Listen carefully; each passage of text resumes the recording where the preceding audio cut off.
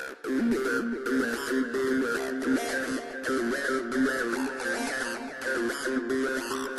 of the sorrow of September 11th, I see opportunity.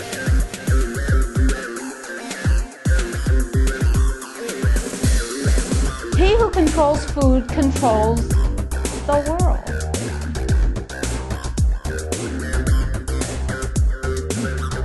The world faces an enormous food crisis right now.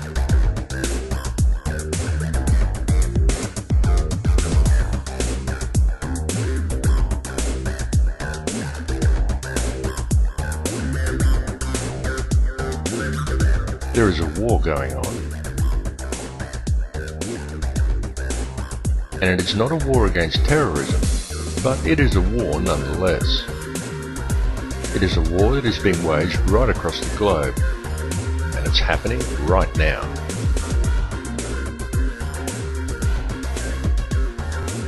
In this new war, the enemy is you. But the ruling elite know that the people vastly outnumber them, and they have no chance of success in an open battle against humanity, so the methods that they employ are those of deception.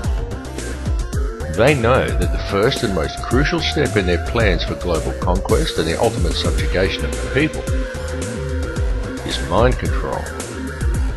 They know that they must first successfully win the battle against the mind.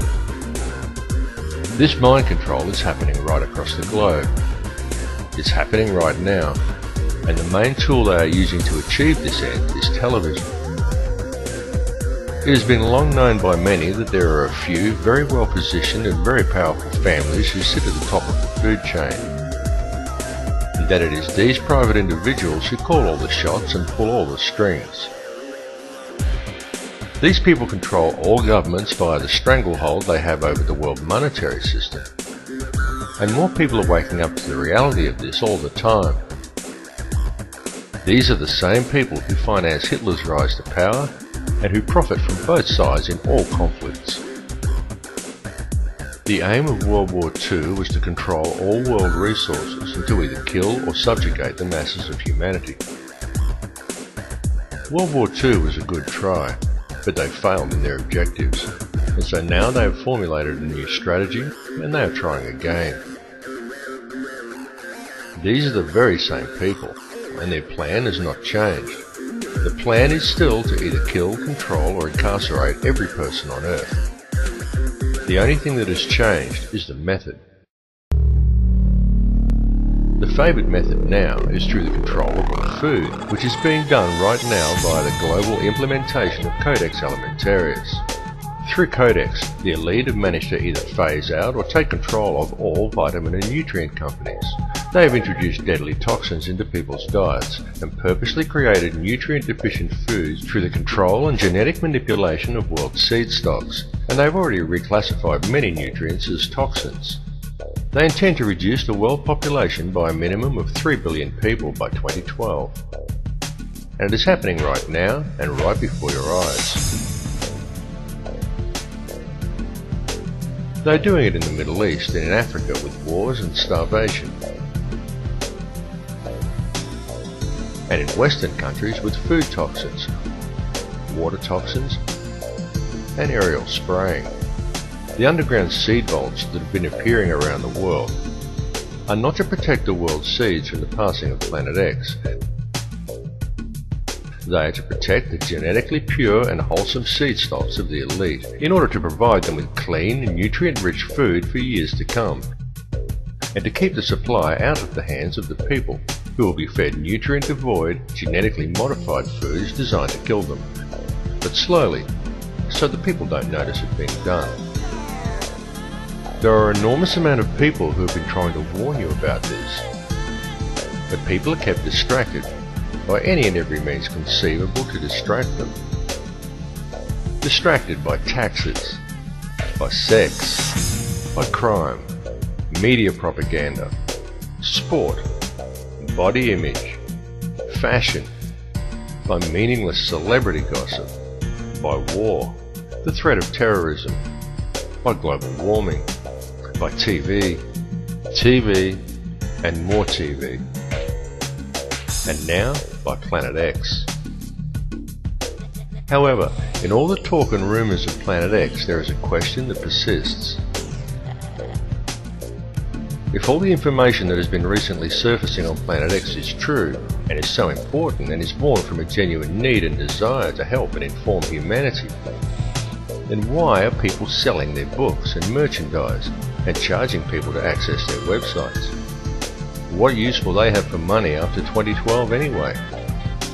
Why do these people promote the idea that the governments are going to save certain people in order to create a Star Trek type society after the cataclysm? And why do they encourage people to ignore any and all conspiracies they see around them?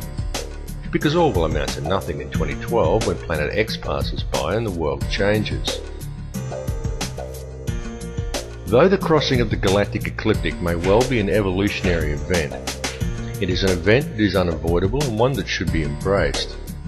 But whatever is going to happen, in the interim, a clear and present threat to human life exists on this planet that is very real. It is right in front of your faces. It is a war of depopulation and control of resources that is being waged by the elite. It is being waged against you, right now. And there are literally thousands of people trying to warn you about it. Forget squabbling over the finer points of conspiracy theories. Forget digging shelters in fear of Planet X. Forget arguing about whether there were planes or no planes on 9/11. We all know 9/11 was an inside job. Cat is out of the bag. It's no longer even open for debate. We all know that it's true. So worry about the finer details later. Instead, focus on the now and open your eyes to what's happening around you. Please. There are literally millions of us around the world. And if we could just set our differences aside for the moment and take the time to address the root cause of the problem, we still have the power to stop the New World Order in its tracks and to save humanity. But we need unity. We need to stand together as one united movement in order to effectively address the situation we are facing.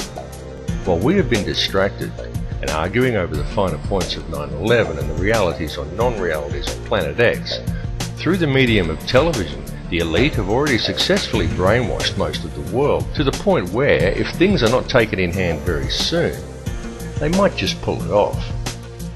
Standing as one unified voice is the only way we have any hope of succeeding in this fight. And it is also important to remember that many of those who live around you do not have access to the internet. Many of them have been taught to distrust it by the 6 corporations who own all Western media. And they've been taught to keep their children away from places such as YouTube, and away from people like us who are trying to get the message out to others. And rest assured that the mainstream media will never inform these people as to the real facts surrounding any of these issues, or even allow people to become aware that a matter may even be up for debate. The only information most people get is what they are told by their newspapers or by television newsreaders. So it's up to you. It's up to the internet people to inform them. It's up to all of us. Indeed, it is our duty to collect information, to burn DVDs and to get them out to people so they can learn the reality of our situation. Talk to people on the street. Do letterbox drops. Anything. But do something and do it now. But the most important thing of all is that we set aside our differences and stand as one unified movement in order to have any success at all. And we must do it now. No battle needs to be fought. Not a shot needs to be fired. All that is required is for people to wake up. All that is needed is global awareness. So talk to your neighbours. Turn off your television and think for yourself. It's time to wake up. This is the most important and difficult battle humanity has ever been faced with. This time it is very truly the battle for our global survival. And it is a battle that we cannot allow to be lost or to be ignored. Now is the time to stop following and to start leading. The revolution is now. Here's what we can do to change the world right now to a better ride. Take all that money we spend on weapons and defense each year and instead spend it feeding, clothing, and educating the poor of the world, which it would many times over, not one human being excluded, and we can explore space together, both inner and outer, forever.